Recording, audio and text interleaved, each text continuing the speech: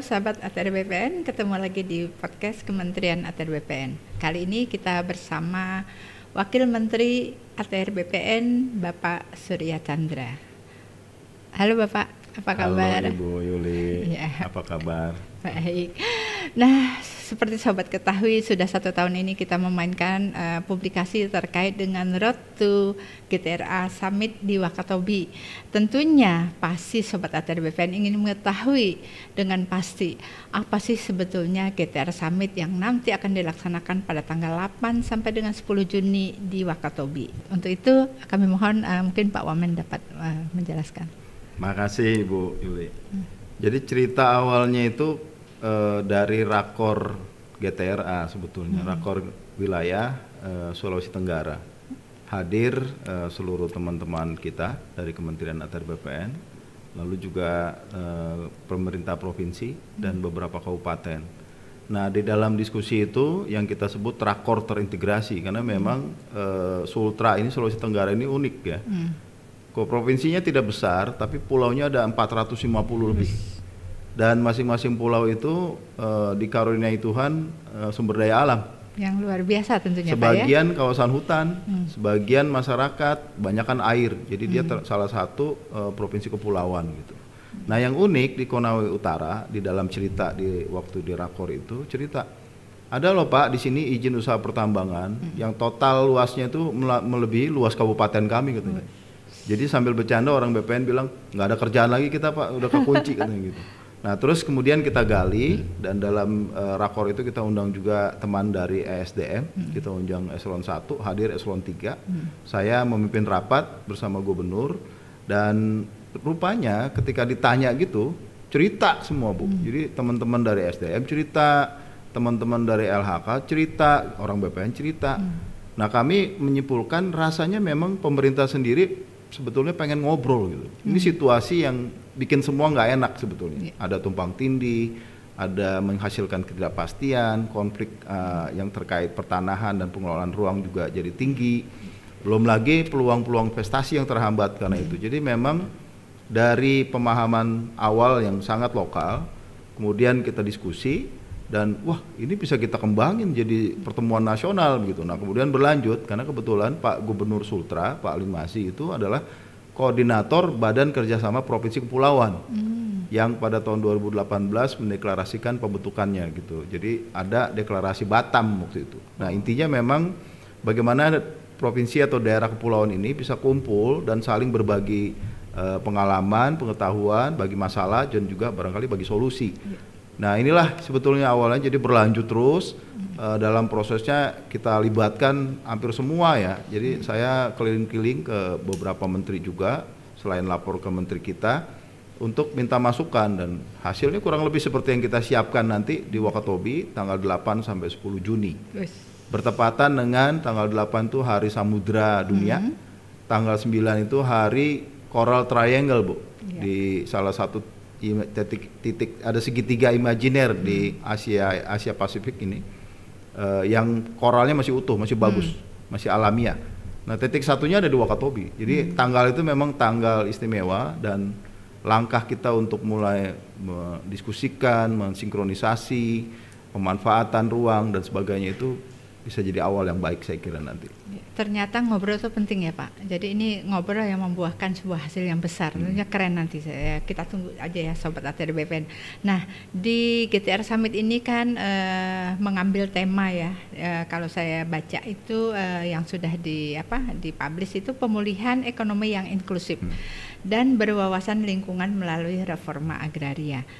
Nah, harmonisasi tata ruang, pemberdayaan masyarakat pesisir dan kepulauan, lebih khususnya penataan pertanahan di ruang wilayah pesisir pulau-pulau kecil ya Pak. Ya. Mungkin bisa disampaikan Pak kira-kira tema-tema apa saja yang nanti akan dibahas di Wakatobi ini?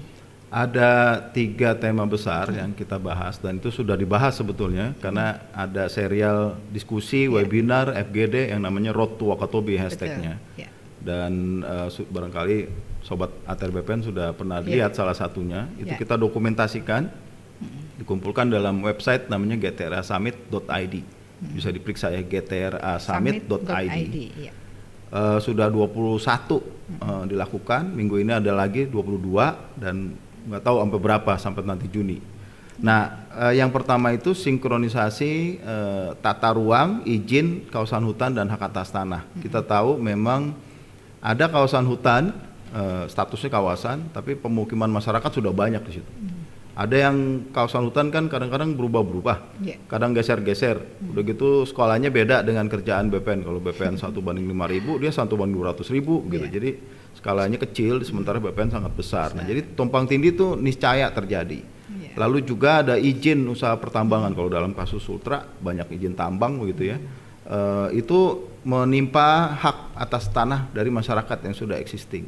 Dan ini karena ditiban izin tidak bisa ada pemeliharaan. Ini kita pingin selesaikan, dan itu juga yang Presiden sebetulnya mengarahkan ya. Evaluasi perizinan yang dipakai, atau yang tidak dipakai itu bisa diperiksa gitu. Lalu juga dipastikan memang ada pemanfaatan. Kenapa? Karena ruang sangat terbatas gitu. Jadi ini kesadaran yang ada adalah ruang sangat terbatas, karena itu butuh ditata, dikelola secara seefektif dan seefisien mungkin dengan prinsip-prinsip keadilan. Itu yang pertama.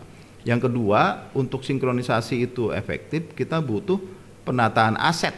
Jadi bagaimana hak atas tanah atau hak pemanfaatan tanah itu betul-betul dilindungi gitu. Negara hadir.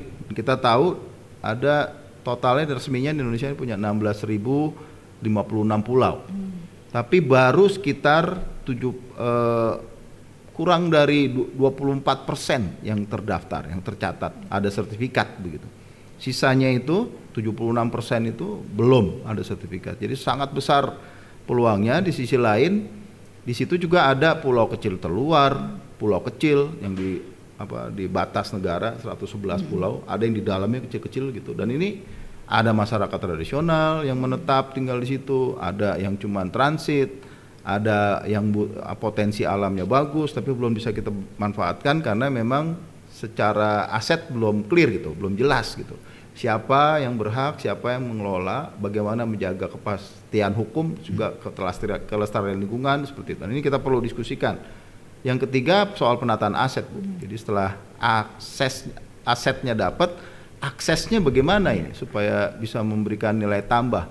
Kalau memang butuh sertifikat ini dapat nilai tambah nggak? Bagaimana peluang akses untuk permodalan dan seterusnya. Ini tidak bisa dikerjakan oleh Kementerian ATR BPN sendiri, karena reforma agraria itu kan makanya ketuanya Menko Perekonomian, bukan ketua gugus tugasnya adalah Menteri ATR. Kalau Wamen kan koordinator pelaksana dari gugus tugas.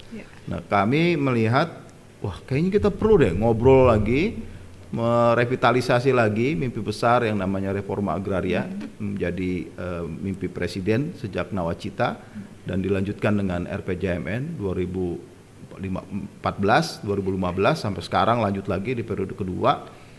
Ini apa ya milestone yang kita bisa peroleh? Nah, kebetulan momentum nanti kita cari satu angle yang agak unik, yaitu pesisir dan kepulauan. Itu yang seringkali kelupaan atau juga sering banyak konflik karena tekanannya tinggi di situ. Lingkungannya sangat sensitif gitu ya. Terus juga peluangnya sangat besar. Kita baru manfaatkannya relatif masih sangat kecil. PDB dari pesisir itu baru 20%, Bu. Dari produk domestik bruto Indonesia ini, negara yang katanya negara kepulauan, baru 20% sumbangannya. Pesisir dan kepulauan dan laut itu. Jadi sangat besar peluang tapi juga tantangan besar. Nah, mudah-mudahan sekali lagi summit nanti atau pertemuan puncak ini akan menjadi awal baru ya, milestone baru untuk kita ketemu masalahnya di mana, siapa, kapan, bagaimana kita mengeksekusinya, terus apa yang perlu dilakukan selanjutnya dan seterusnya. Nah, terkait dengan itu Pak, mungkin target yang ingin dicapai di Wakatobi ini nanti pada saat GTR Summit itu apa Pak? Target yang ingin dicapai? Yang pertama ya memang ngobrol dulu sih ya, antar sektor ini ketemu, diskusi dalam forum yang kita susun bersama. Jadi mulai dari judul, tema, ini udah partisipatif Bu. Jadi judul misalnya kan judul resminya itu menunjuk puncak presidensi G20 ya. Betul. Dengan turunan pemulihan ekonomi inklusif, berwawasan lingkungan melalui reforma agraria, harmonisasi tata ruang dan pemberdayaan masyarakat pesisir. Isu G20 ini yang ngusulin Pak Sandiaga Uno. Waktu kami audiensi dengan beliau, wah ini cocok nih, karena Presiden selalu nanya sama saya katanya, apa yang konkretnya kalau G20 ya, apa yang tangible, yang nyata. Dan kebetulan Gubernur Sultra cukup komunikasinya baik dengan Presiden. Beliau juga bilang kalau Presiden tuh pengen banget ke Wakatobi, udah dari periode pertama, tapi belum sempat kesampaian. Coba bikin acara, kata Pak Gubernur. Ya ini acaranya Pak, sekarang kita bikin. Jadi sepertinya memang pucuk dicinta ulam tiba ya. Jadi momentum G20 ini kan Presiden ingin ada pemulihan ekonomi, recover together dan stronger begitu ya. Ini konkretnya apa sih kalau buat rakyat kita? Nah, di sini nanti akan ada penyerahan sertifikat hak guna bangunan buat masyarakat suku Bajau. Kita tahu suku Bajau itu sebagian memang ada yang nomad, jadi sea nomads ya. Dia nomadik di laut, jadi nggak punya tempat menetap. Sebagian menetap dengan tiang pancang. Nah, tiang pancang nempel ke bumi ini mestinya bisa ada pengakuan hak atas tanah di situ. Masalahnya adalah ini ada di laut, tanah pancangnya nempel ke bumi, itu kewenangan BPN. Tapi lautnya ini ruang laut kewenangan Kementerian Kelautan dan Perikanan. Nah, ini gimana kita sinkronisasi dari hal sepele itu barangkali ya. Nanti kita mulai, oh ternyata bisa ada ruang untuk usaha, bagaimana memastikan investor kalau dia mau invest di situ. Ini butuh pendekatan yang ya lumayan rumit ya, karena masing-masing udah biasa bekerja dengan sektor masing-masing. Padahal masyarakat seperti Bajau ini banyak Bu di tanah air kita. Ada di Jayapura tuh namanya suku Enggros, itu memang tinggal di laut, asli di laut, dia tiang pancang juga. Ada yang tinggal di Danau Sentani. Jadi Danau Sentani sudah terbagi-bagi tuh wilayah adatnya begitu. Nah kita nggak mampu masuk, negara seperti tidak hadir atau lalai begitu. Padahal mereka butuh akses, karena saya lihat karena kebutuhan akses di teman-teman masyarakat Bajau di Kampung Mola misalnya yang kami lihat di Wakatobi, itu dia uruk Bu. Tanah apa yang tadinya di laut, dia bikin reklamasi secara amatiran gitu. Yang punya duit reklamasi, yang nggak punya duit nggak reklamasi. Jadi yang terjadi Kampung Mola itu ada yang daratan, ada yang bolong-bolong. Yang bolong ini jadi tempat sampah di sana. Padahal saya tanya sama mereka, sebenarnya apa sih yang dibutuhkan? Sebetulnya akses permodalan, Bu. Jadi dia bikin sertifikat, karena BPN mewajibkan harus tanah dulu. Dia reklamasi secara asal tidak mengikuti ketentuan lingkungan begitu. Asal dapat sertifikat, dan akhirnya yang terjadi sekarang banyak yang disita sama bank. Bank juga kesulitan karena ini kredit macet kan. Nah, ini hal-hal begini saya kira penting kita diskusikan. Barangkali kita bisa kasih hak di atas air itu yang sementara sifatnya hak guna bangunan misalnya. Tapi juga kewajiban untuk memelihara. Jadi ada hak dan kewajiban juga pembatasan rights, restrictions dan responsibility gitu ya kalau di prinsipnya BPN. Saya kira nanti itu akan jadi menarik ya diskusi itu. Kita udah ketemu Pak Menteri dengan Pak Menteri KKP, Menteri ATR dengan KKP. Udah ada kesepakatan, nanti akan dikeluarkan izin, di atas izin kita kasih hak begitu. Nah ini yang mudah-mudahan bisa diserahkan oleh Presiden langsung. Dan buat saya sih jadi awal ya, jadi titik awal untuk banyak peluang kita bisa manfaatkan. Ruang kita ini kan terbatas ya, jadi makanya perlu ditata, dikelola sedemikian baik gitu. Di sisi lain populasinya meningkat, manusia tuh terus bertambah, kegiatannya hampir nggak terbatas manusia Bu. Jadi apa aja bisa dikerjain sama manusia itu.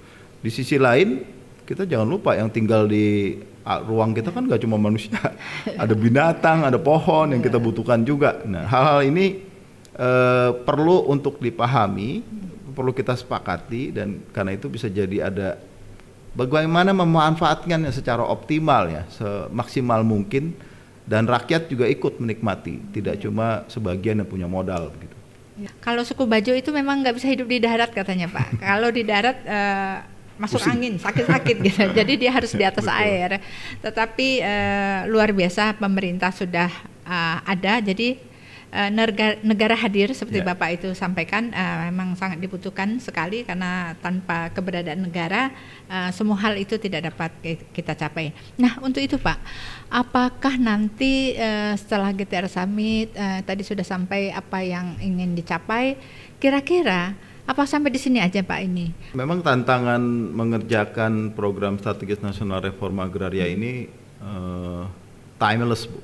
Istilahnya timeless. Waktu itu Ibu dan teman-teman ATR BPN dan banyak kementerian terkait itu bekerja masa lalu. Jadi masalah yang dibuat oleh masa lalu begitu, masa sekarang dan masa depan sekaligus. Jadi tiga spektrum waktu itu dikerjakan barengan gitu. Karena itu tidak mudah. Karena itu kita perlu berbagi tugas supaya ketika nanti presiden ganti, menteri ganti, wamen ganti, siapapun yang ganti di sini itu masih terus berlanjut begitu ya. Dan barangkali nanti di summit saya membayangkan memang selain membahas masalah, kita belanja masalah, kita juga bisa mendiskusikan risikonya apa sih? Risiko apa yang mungkin muncul ketika kita mau melakukan apapun yang nanti disepakati begitu. Lalu ya perlu strategi monitoring risikonya itu gimana supaya monefnya apakah sudah on the track atau dimitigasi dengan baik, apa yang perlu disiapkan dan seterusnya seperti itu.